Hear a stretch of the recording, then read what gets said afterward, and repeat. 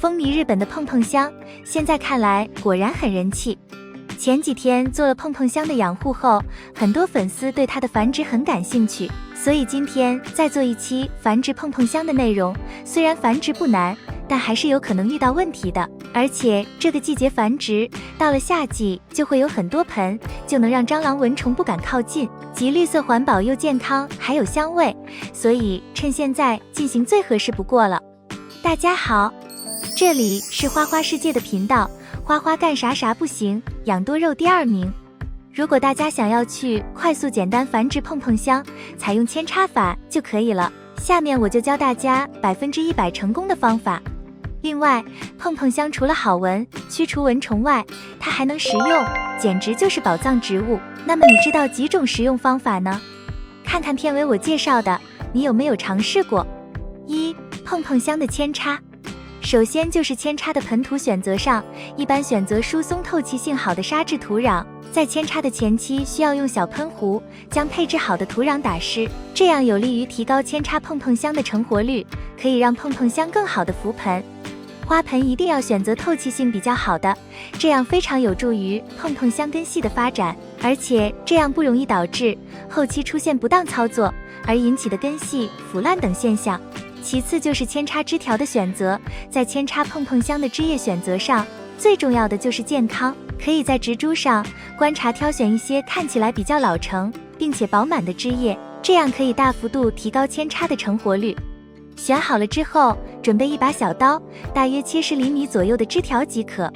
而对于枝条叶片的选择，一般我们可以从碰碰香的顶端从上往下数第3组的叶片，用来扦插最为合适。叶片的选择上，可以根据叶片的厚度来决定，一般肥厚的叶片就比轻薄的叶片扦插起来更容易成活。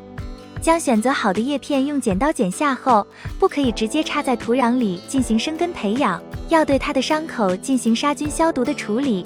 一般在使用的溶液上，都是选择比较常见的多菌灵溶液，不仅杀菌消毒的效果好，还有助于伤口的愈合。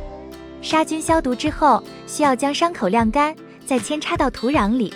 一般扦插到土壤里的深度大约在1/3左右即可。这个时候一定要保证拥有一个湿度温度可以得到保证的温室环境，可以为它搭建一个简单的温室大棚，这样操作可以保证枝叶有一个湿润的生根环境。枝叶同样需要放在一个阴凉通风的地方，防止阳光直晒，不定时的用小喷壶保证周围环境的湿度。这个时候不需要对花盆进行浇水，基本在20天左右的时候，枝叶就可以长出根系，变成幼苗。我们可以根据根系的健壮程度来选择是否将幼苗换盆种植。如果达到要求进行换盆的时候，要注意的是，前期不可以过多的施肥，也不可以过多的浇水。由于扦插生根的碰碰香幼苗在移植到新的环境之后，需要一段时间的适应，所以这个时候我们尽可能的不要过多的干预它的正常生长。大约1周左右，碰碰香幼苗就可以浮盆，这个时候可以对它简单的使用一些薄肥，适当的浇一些水即可。2. 碰碰香食用技巧。1. 泡蜂蜜。摘几片新鲜的碰碰香叶子，将其捣碎，然后取出它的汁液，最后加入蜂蜜，就能直接饮用了。味道十分清爽，就像薄荷一样，很舒服。而且这样做还能缓解喉咙的疼痛，许多歌手和老师都使用过这种方法，十分受用。2. 消炎去肿。碰碰香能够入药，缓解不适症状。如果喉咙疼，可以取碰碰香的些许叶子进行榨汁，服用后会缓解疼痛。将碰碰香的叶片碾碎后，敷抹至患处，也能够缓解疼痛，消除肿块，还能保养皮肤。3. 直接泡水。其实碰碰香怎么吃最简单的方法就是泡水，不加茶叶或蜂蜜，直接泡入开水中，这样能有效地缓解自己的感冒症状，也能缓解胃胀痛。4. 炒菜调味。除了泡水、泡蜂蜜外，碰碰香怎么吃是很多人想要知道的。如果大家想用碰碰香炒菜的话，最常见的就是用它炒鸡蛋了。材料也十分简单，就是洗净的碰碰香加上几颗鸡蛋，也可以按照自己的喜欢加入配料，炒出来的鸡蛋十分香，还比普通的炒鸡蛋更美味。